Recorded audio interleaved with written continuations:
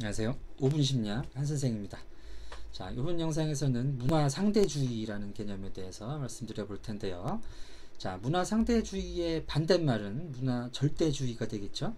자, 문화 절대주의라는 용어는 사실 없고 문화 진화론이라는 용어가 대신 있습니다.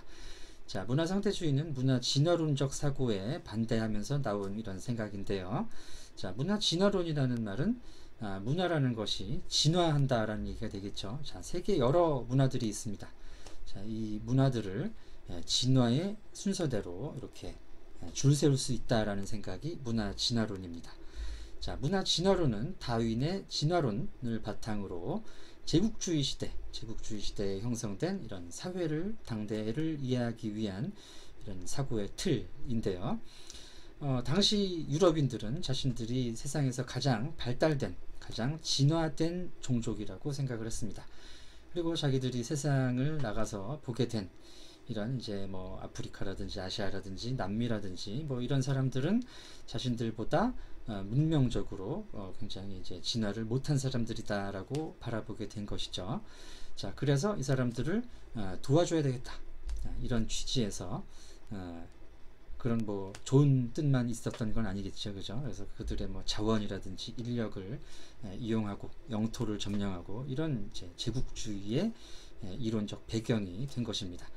자, 그런데 이제 문화 상대주의라는 것은 다른 문화들이 어떤 열등에서 우월이라는 이런 잣대, 단일한 잣대에 의해서 줄 세울 수 있는 것이 아니라 각각의 문화들이 저마다의 이유를 가지고 독립적으로는 아니죠. 개별적인 나름의 이유를 가지고 발달하고 있다라는, 발달해 온 것이다라는 그런 이론입니다. 자, 문화 상대주의는 그 역사적 특수주의라는 문화 인류학의 한 사상, 사조로부터 발달된 생각인데요. 역사적 특수주의는 각 문화가 다른 이유는 그들이 다른 역사 속에서 발달해 왔기 때문이다 라는 생각입니다. 그렇기 때문에 그들의 어떤 능력이라든지 이런 것이 부족한 것이 아니라 이들이 가진 역사, 그리고 이제 이 사람들이 애초에 어떤 지역, 어떤 환경에서 살고 있었느냐, 이게 이제 굉장히 중요한 이유가 되는 것이죠. 그래서 어떤 그 문화라는 것은 특정 지역에 있는 사람들이 자기들이 경험해 왔던 그런 역사 속에서 최선을 다해서 적응해 온 결과라는 것입니다. 자, 그렇기 때문에 문화라는 것은 상대적인 것이죠. 자, 그렇기 때문에 우리는 다른 문화를 좋다, 나쁘다, 혹은 우리 문화보다 열등하다, 우월하다라고 평가하는 것이 그래서는 안 된다라는 생각이 이제 문화 상대주의라는 그런 사상이 되겠습니다. 자, 문화 상대주의는 이제 2차 세계대전을 끝내는 어떤 이런 이제 그 논리로서 개발이 됐는데요. 자, 그 이전에 그 제국주의 시대라는 것이, 식민지 시대라는 것이 니들은 우리보다 열등해. 그렇기 때문에 우리가 니네들을 점령하고 아무렇게나 함부로 대해도 괜찮다라는 이런 생각이 이제 문화 진화론에서 나온 것이죠.